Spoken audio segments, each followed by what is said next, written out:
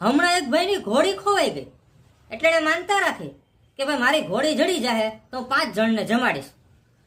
હવે બન્યું એવું કે એની ઘોડી તો જડી નહીં, પણ ઉલટાની ગધેડી હતી એ ખોવાઈ ગઈ એટલે એને પાછી માનતા રાખી કે ભાઈ મારી ગધેડી જડી જાય તો પાછા 5 જણ જમાડીશ. હવે થોડાક દી થયા બન્યું એવું કે ઘોડી ને ગધેડી બે હારવાર જડી ગયા એટલે માનતા પૂરી કરવી હોય તો જમાડવું તો પડે.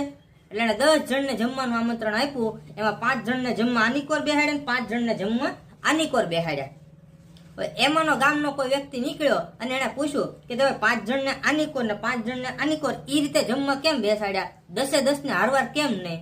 ત્યારે એ ભાઈએ મસ્ત જવાબ આપ્યો એ કે આ બાજુ જે 5 જણ બેઠા છે ને એ ઘોડીના છે ને આની કોર જે 5 જણ બેઠા છે ને એ ગધેડીના છે.